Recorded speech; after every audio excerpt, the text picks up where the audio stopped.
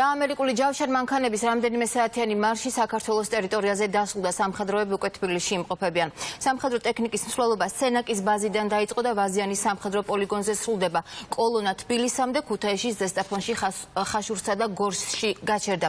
თენგო გოგოტიშვილი მოგვიყვება მასშტაბური სამხედრო სწავლების შესახებ. თენგო, გისმენთ. ჩვენი რამდენიმე გადამღების ჯგუფი მთელი ღამე და მთელი დღე დაყვებოდა შეერთებული შტატების რამდენიმე სამხედრო კოლონას. შეიძლება ითქვას, რომ ამერიკელებმა დღეს დაიპყრეს ქართული გზები და რამდენიმე ქართული ქალაქი.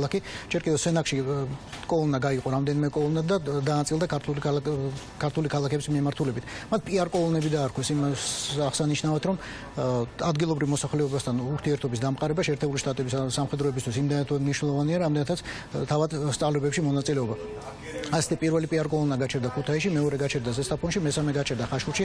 გორშიც გაიარა ერთმა პიარ კოლონამ, თუმცა არ გაჩერებულა და ერთ-ერთი პიარ კოლონა ასევე ვაზიანში გავიდა თბილისის გავლით.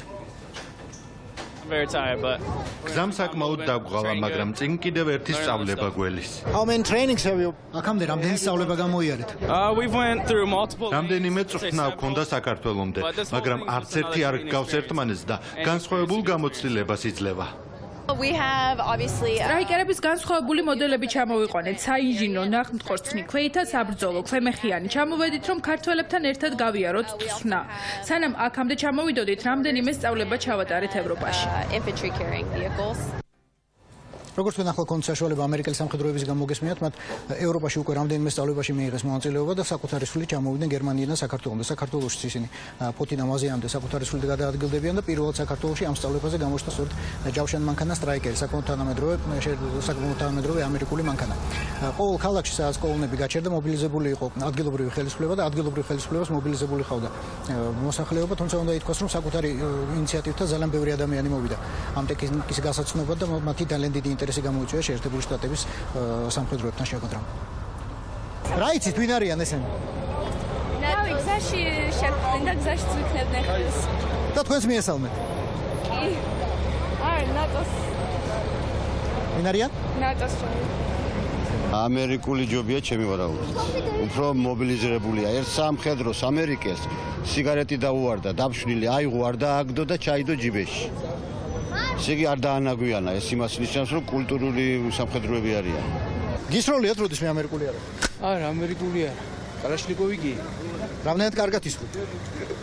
რა ვიცი. კარგად ისვრი, მაგრამ ეს პირველად მიჭერია. არ ვიცი. ამის სიმართლე გითხრა. უფრო მოსახერხებელია ხელში ვიდრე კალაშნიკოვი. არის, უფრო მჩატია ეს და უფრო რა ვიცი, კარგია კი. ამერიკელი სამხედროები საქართველოს ჩამოვიდა სწავლება ღირსეულ პარტნიორ 2017-ში მონაწილეობის მისაღებად. მათ გარდა კიდევ 7 ქვეყნის სამხედრო მონაწილეობს ამ სწავლებაში. პირველად ამ უკანასკნელი 3 წლის განმავლობაში, როდესაც დაიწყო ღირსეული პარტნიორის ჩატარება, შეიძლება ითქვას, რომ სომხეთი როგორც ნატოს მოკავშირე ქვეყანა ჩაერთო ამ სწავლებაში. გარდა ამისა, კიდევ ჩვენ სამხედროებს შესაძლებლობა ექნებათ, რომ გაიწვრთნან გერმანელ, ბრიტანელ და სხვა რამდენიმე ქვეყნის სამხედროებთან ერთად.